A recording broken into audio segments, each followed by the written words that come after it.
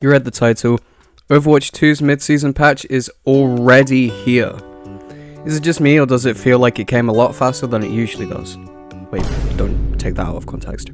Anywho, this patch added Tracer to Stadium, tweaked a few numbers here and there in terms of abilities, and brought a couple of events into the game, most notably the Persona 5 collab, which I have some thoughts about.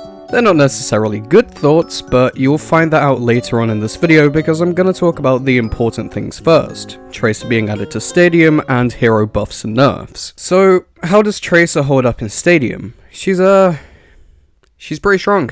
Yeah. If you have a Tracer in your game that knows how to properly play and build her, then it's GG's either way because she's like a feral chihuahua, just straight up shredding people to pieces like the Tasmanian devil. My point is, she's strong. As expected, there are already some really dumb builds that focus around Pulse Bomb, Recall, and Blink. My favourite one makes use of Pocket Bomb and Auto Recall as the main two power-ups, as Pocket Bomb throws out a slightly weaker Pulse Bomb upon Recall, and Auto Recall makes it so that once per round, instead of dying, you automatically use your Recall for free. But not only that, using your ult reduces Recall's cooldown by 50%. Yeah, you can see where I'm going with this build.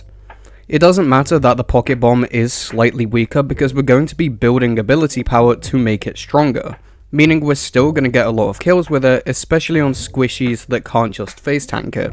Par maybe Cassidy because of combat roll and Reaper because of Fade. Moving on, let's talk about the balance patch itself because it's quite an interesting one.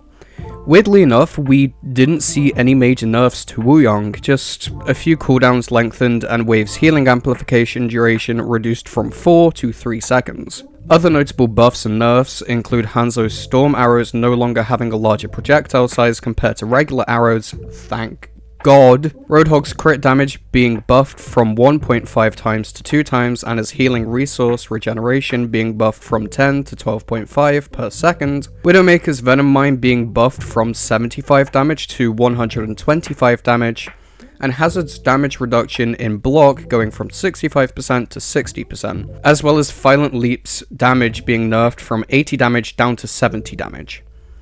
Overall, I don't think the buffs and nerfs are that game-breaking or ruin a character.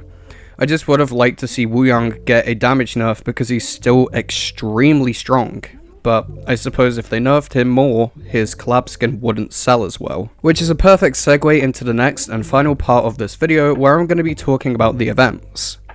Let's get the Persona 5 collab out of the way first. It's shit.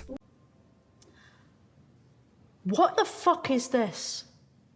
I don't know what they were thinking when it comes to these skins, because who in their right mind would choose D.Va to get the Queen skin when Futaba is literally right there? Now, don't get me wrong, I don't think any of the skins look bad, except from Wuyong's Joker skin, because for some reason he just looks really short with the coat, I don't know. But some of the choices were really not the best. We're also missing Haru, Futaba, and Akechi, which kinda sucks because they're very popular characters. At least we got Morgana as our freebie character being a spray, name card, player icon, and weapon charm, which I fully expected from the start. The Easter egg of the door to the Velvet Room appearing on some of the maps is really cool too. They didn't have to add that, but the fact that they did shows that at least a little bit of thought went into this collab. But it definitely should have been thought towards which heroes got the skin, because, again, Queen D.Va, Skull Genji. It's not a complete fumble, but it's a pretty unfortunate outcome. Finally, let's talk about the anniversary event. So far, it's actually looking really good. Obviously, the anniversary event is, for the most part, about going back in time and looking at / playing the old game modes we've had over the past few years, including the classic builds of Overwatch, which I've personally been playing a lot of because I love OG Roadhog. I can't speak for the other weeks because obviously we're only in week 1, but so far the rewards are really cool. We get a free Life Weaver skin, an epic and legendary loot box, a few souvenirs, and player icons, and even a Ganymede weapon charm, which I'm surprised it took them this long to make. Either way, I'm really enjoying this event, even though it is literally just memory lane the event. It's nice to go back to these classic game modes and old builds of Overwatch to see truly just how far we've come since the first build all the way back in 2016. But that just about does it for this video. So, overall, the mid-season patch is actually pretty good. Dare I say one of the best patches in a while.